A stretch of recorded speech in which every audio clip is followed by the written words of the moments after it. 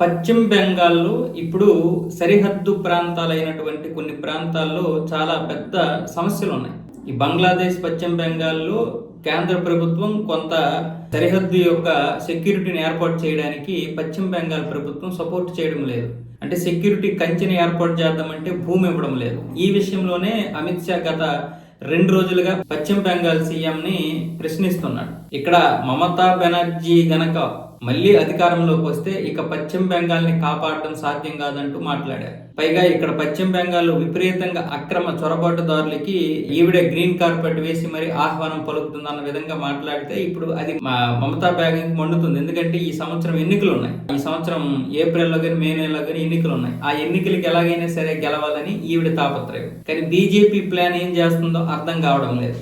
ఆ బీజేపీ చేస్తున్నటువంటి ప్లాన్ అర్థం కాక ఆవిడ ఇష్టం వచ్చినట్లుగా మాట్లాడుతుంది. నిన్నేమొచ్చేసి అమిత్ షాని దుశ్శాసనుడు అని చెప్పింది. అమిత్ షా దుశ్శాసనుడు, నరేంద్ర మోదీ దుర్యోధనుడు అన్న విధంగా మాట్లాడింది. దాని గురించి బీజేపీ నాయకులు అంటే పశ్చిమ బెంగాల్ బీజేపీ నాయకులు కూడా ఆవిడకి చాలా గట్టిగానే కౌంటర్ ఇచ్చారు. అసలు ఈ రాష్ట్రానికి పట్టినటువంటి దరిద్రం నువ్వు, దుశ్శాసనుడు నువ్వే, దుర్యోధనుడు నువ్వే, ఆ రాక్షస జాతి మొత్తానికి ప్రధాన గణాన్ని నువ్వే అంటూ బీజేపీ నాయకులందరూ కూడా గట్టిగానే విరుచుకుపడ్డారు. కాకపోతే ఇప్పుడు మమతా బేగంకి అసలు విషయం అర్థం కావడం లేదు. ఇక్కడ బీజేపీ ఎస్ఐఆర్ మాత్రమే నిర్వహిస్తుందా, లేకపోతే ఇంకేదైనా ప్లాన్ చేస్తుందన్న విషయంలో ఇప్పుడు ఆవిడ తర్జన పడుతుంది. ఎందుకంటే అమిత్ షా ఇక్కడ 3 రోజులు ఉండిపోయాడు.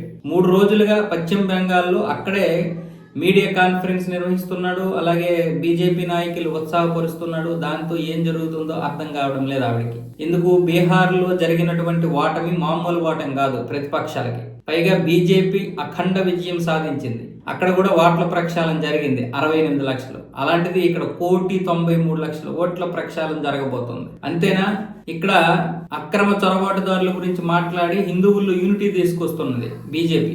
ఈ యూనిటీ తీసుకురావడం కూడా పశ్చిమ బెంగాల్లో మమతా బ్యాగింగ్కి చాలా పెద్ద నష్టం. ఎందుకంటే హిందువులు 10 రకాలుగా 20 రకాలుగా కులాల ప్రాతిపదికన లేకపోతే ప్రాంతాల ప్రాతిపదికన విడిపోతుంటేనే ఆవిడికి లాభం. అలాగైతేనే ముస్లిం ఓట్లన్నీ ఆవిడికి పడతాయి. హిందువులు కూడా ఒక 5-6 వర్గాల వాళ్ళు ఆవిడకి వేస్తారు. ఆ విధంగానే గెలుస్తూ వచ్చింది. కానీ ఇప్పుడు ఎస్ఐఆర్ ద్వారా ఓట్లు తీసేస్తున్నారు, హిందువుల్లో యూనిటీ తీసుకొస్తున్నారు.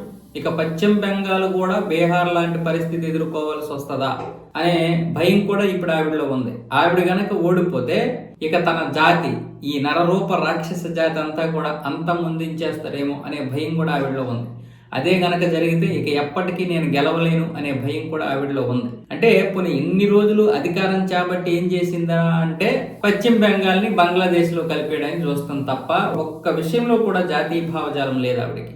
అంత దరిద్రమైనటువంటి అంత చెత్త ముఖ్యమంత్రి ఈ రాష్ట్రాన్ని నాశనం చేసేసింది. మొత్తం ఓట్ల కోసం ఆ రోహింగ్యాలను తీసుకొచ్చింది. ఓట్లనే కాదు, ఆవిడకున్న మైండ్ సెట్ కూడా అదే. అంతా ఒక జాతి వాళ్ళు. ఈ దేశ ద్రోహులు వీళ్ళందరూ కూడా. సీఎం పదవుల్లో ఉన్నటువంటి వారు వీళ్ళు దేశ ద్రోహులు వీళ్ళు.